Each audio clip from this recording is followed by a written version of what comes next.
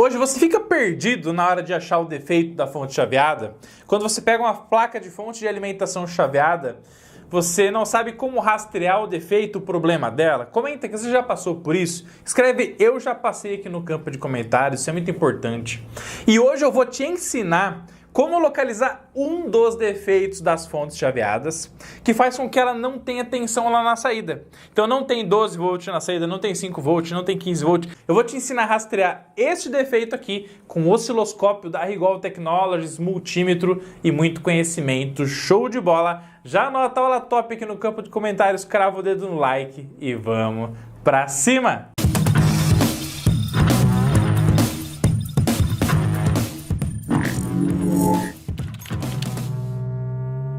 E é claro, galera, todos os links que você precisa acessar, baixar nossos e-books gratuitos, aprender eletrônica com os nossos treinamentos, está tudo aqui na descrição do vídeo para sair do zero rumo à faixa preta no fantástico mundo da eletrônica. Fechou?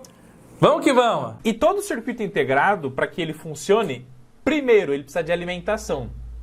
Então, tem que ter alimentação entre VCC e GND. VCC alimentação positiva, GND alimentação negativa. Perfeito? Se não tiver nem alimentação, já fim de papo. O CI não vai funcionar mesmo. Se você não se alimentar, tem energia para você poder fazer tudo aquilo que você faz no seu dia a dia? A resposta é não. O CI é a mesma coisa. Então, o que a gente vai ter que verificar? Ó, primeiro, será que tem pulso aqui, PWM, para controlar o gate do MOSFET? Se tem PWM, ele está fechando para poder fazer a circulação no primário do chopper? Então a tensão que está indo para o chopper e que fica no terminal dreno do MOSFET está variando também? Tem variação de gate que gera variação de dreno? Quando circula essa corrente aqui, ó, a corrente passa por esse resistor aqui, ó, que está aqui, ó, a corrente passa pelo MOSFET, passa por esse resistor e vai para o negativo, tá vendo aqui? Então esse resistor aqui, quando passa a corrente por ele, gera uma tensãozinha. Então se a gente medir a tensão aqui nesse resistor, que é chamado de resistor shunt, tem que ter uma tensãozinha mostrando que está circulando corrente também. Agora, se não tiver tensão de gate, não tem variação de tensão de dreno, não tem tensão aqui no resistor shunt, a resposta é que esse CI não está funcionando ou que alguma proteção da fonte está ativada. Né? O primeiro estágio, a partida do CI, vem através aqui do A, ó. Então vem o sinalzinho aqui do A, passa por esses resistores para ter uma queda de tensão muito grande. São resistores altíssimos, tá vendo aqui, ó, 500K, 500K, 500K, dá quase 1,5 MΩ aqui, ó. Então a corrente vem, passa por 1,5 MΩ, dá um valor bem baixinho de corrente, que começa aqui, ó, carregar esses capacitores, ó. Quando chega numa tensãozinha satisfatória, tipicamente 15 volts, legal? Ativa aqui o VCC desse CI, ele começa a gerar pulso PWM, gerou pulso PWM, começa a ligar e desligar o MOSFET, ligou e desligou o MOSFET, energiza, gera variação no primário aqui do chopper, ó. E essa variação de campo eletromagnético, além de gerar uma tensão na saída, também induz uma tensão nessa bobininha aqui debaixo do chopper, ó, que é bobina auxiliar, se chama bobina auxiliar. E nessa bobina auxiliar, tendo essa tensão induzida, a tensão alternada aqui, ó, vem, passa por esse diodo, que transforma do alternado em contínuo e manda daí essa tensão aqui no pino VCC. E a partir dessa partida, depois que tem tensão no enrolamento auxiliar, quem faz com que a tensão da alimentação chegue no nosso CI é o enrolamento auxiliar do nosso chopper e não essa malha aqui de primeiro carregamento dos capacitores para que chegue nessa tensão e o CI funcione. Então o primeiro passo é ele partir. A corrente tem que vir aqui, tem que carregar esses capacitores para chegar na tensãozinha de partida, para ele começar a gerar PWM, para ele controlar o chopper inicialmente, para que induza a tensão no auxiliar e no auxiliar, então, daí sim, com esse ciclo contínuo funcionando, o enrolamento auxiliar mande tensão aqui para o VCC para alimentar o CI com sucesso. Agora, se ele nem começar, se tiver algum problema, automaticamente tudo isso não vai funcionar. Eu fiz, gente, lá na placa, eu coloquei vários TPs, né, test point, várias barrinhas de pino soldadas aqui, ó, no gate do MOSFET, no dreno do MOSFET, aqui no nosso querido resistor shunt, em vários pontos estratégicos para a gente medir então com o osciloscópio toda essa análise gráfica para ver então se está funcionando, que pé que está, onde pode estar o defeito dessa placa eletrônica, para a gente segmentar o defeito e ir direto na raiz para poder fazer essa fonte chaveada voltar a funcionar, fechou? Para a gente fazer toda a análise gráfica dos sinais da nossa fonte chaveada, a gente vai usar então, pessoal, o Rigol DHO924S, osciloscópio fantástico de 250 MHz, 4 canais, 1.25 gigasample, 12 bits de resolução vertical. Simplesmente o osciloscópio mais faixa preta da atualidade, que inclusive está na Black November da Rigol. Os links estão sempre aqui na descrição do vídeo, tá? Beleza? Bom, primeira coisa, pessoal, como a gente vai trabalhar na parte hot da placa, o que a gente vai trabalhar? A gente vai trabalhar com as pontas de medição do osciloscópio sempre no vezes 10. Que no vezes 10, conforme eu estou mostrando aqui para vocês, a ponta ela suporta 300 volts RMS. A ponta consegue então ter picos de tensão ali de 420 volts tranquilamente. Então você vai medir a tensão de forma segura na placa. Então, para você trabalhar com a ponta no vezes 10 de atenuação, você tem que vir aqui em cada um dos 4 canais, ó, clica no canal, probe. Como é que tá a probe? Tá na atenuação de vezes 10. Agora você tem que então pegar a sua ponta de prova, com a sua ponta de prova em mãos. Essa aqui é uma PVP 2350 da Rigol, tá? Vai pegar a chavinha dela de atenuação, então tira do X1 e põe todas em vezes 10, todas na posição vezes 10. Faça isso antes de conectar no seu circuito eletrônico, tá? Fez isso, gente, esse osciloscópio aqui tem 4 canais. 4 canais. A gente consegue fazer 4 medições simultâneas com ele, tá? Só que eu tirei a garrinha de jacaré, que é a referência negativa da ponta de prova, tá? Eu tirei de 3 pontas, só fiquei com a garrinha em uma ponta só. Por quê? Porque a referência de uma ponta é a referência de todas. Todas as referências negativas de todos os canais estão interligadas. Então não faz sentido, se você vai fazer 4 medições simultâneas, ter 4 garrinhas de jacaré ligadas na placa eletrônica. Compreende? Apenas uma garrinha é necessária para que você então não gere o quê? Interligações entre as garrinhas desnecessárias e que pode gerar curtos acidentais na placa. Então, vai fazer 4 medições simultâneas, não é necessário conectar 4 vezes a garrinha de jacaré. Pelo contrário, apenas uma. Onde que nós vamos colocar a garrinha de jacaré do osciloscópio DHO924S, canal número 1? Nós vamos colocar na referência negativa da parte hot, lá na saída da ponte retificadora, tá, gente? Beleza? Então aqui está a saída negativa do nosso sinal da ponte retificadora. Então a única garrinha que a gente vai colocar é aqui, ó. Beleza? Ó, perfeito. Referência negativa fixada com sucesso na placa eletrônica. Agora, o que nós vamos medir, gente? Com o canal número 1, nós vamos medir lá a tensão do nosso capacitor, no link DC. Lembrando que a placa está sem energia nesse momento, tá, gente? Beleza? Então, ponta de prova na atenuação vezes 10.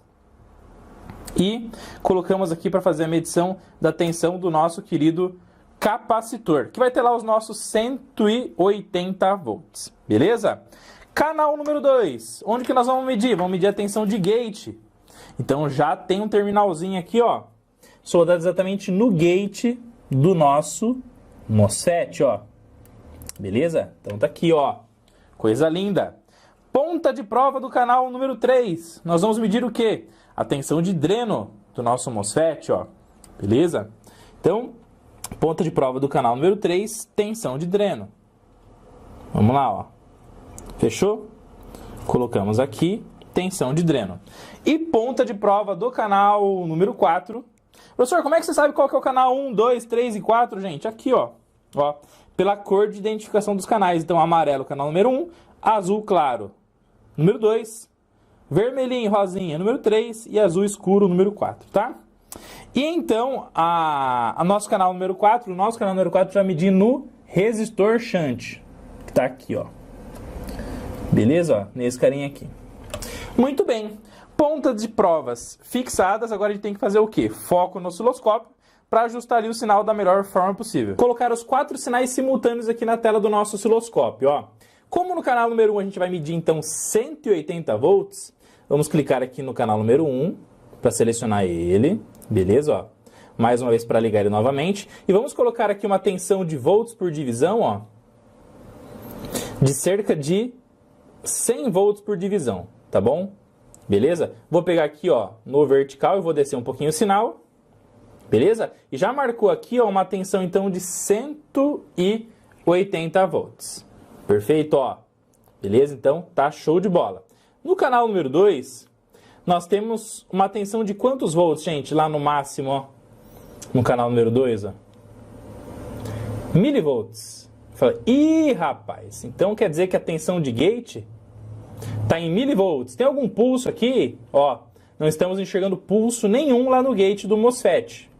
Então quer dizer que o CI chaveador não está ligando e desligando ele para fazer o controle lá do primário do transformador Chopper. Absolutamente nenhuma rajada de sinal. Estão vendo, gente? Ó, olha lá, ó.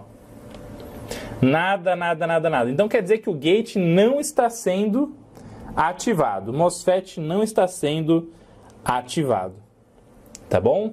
Vamos agora, no canal número 3, nós vamos medir a tensão de dreno, tá, gente? Tensão do dreno, quando o MOSFET está em aberto, quando ele não está conduzindo, ele absorve toda a tensão de dreno para ele. Toda a tensão que está chegando no circuito para ele, que ele é uma chave aberta. Então, se está chegando 180 volts no Chopper, como o Chopper não está sendo energizado, quem fica com 180 volts é o MOSFET. Então aqui vamos colocar uma escala aqui, ó, canal número 2 estávamos, vamos para o canal número 3. Vamos mudar aqui a escala de volts por divisão para 100 volts por divisão também, ó. Olha lá. Então, toda a tensão do link DC de 179,56 volts fica no MOSFET, ó. Percebe, ó? 178 volts no dreno do nosso MOSFET. Então, zero chaveamento, hein, pessoal? O CI não está funcionando, beleza? E no canal número 4, a gente está medindo a tensão lá do nosso querido resistor shunt, certo? E qual a tensão que ele está mostrando aqui no canal número 4? Ó, milivolts também. Perfeito, gente? Tranquilo? Então, milivolts no canal número 2, gate, milivolts no shunt, zero chaveamento, toda a tensão está no dreno do MOSFET, então agora a gente tem que achar por que o nosso CI não está chaveando o MOSFET para controlar o primário do transformador Chopper. Tá bom? Então, dica, sempre use essa proteção aqui para fazer as suas medições com segurança, beleza? E a primeira coisa que a gente vai avaliar, então, é como é que está a tensão de partida do nosso CI chaveador, beleza? Lembra que eu falei para vocês que a tensão de partida começa lá no A, que é o ponto de entrada de tensão na ponte retificadora. A tensão passa pelo resistor R9112, depois vai para o R9102, depois vai para o resistor R9103. O que a gente espera? Que vai entrar uma tensão alta no primeiro resistor. Como é um circuito sério, vai ter uma divisão de tensão tipicamente igual entre os três resistores, porque são de valores iguais, tá? E aí vai sobrar um pouquinho de tensão que vai ficar no capacitor para poder mandar essa tensão para o VCC e então fazer o CI partir.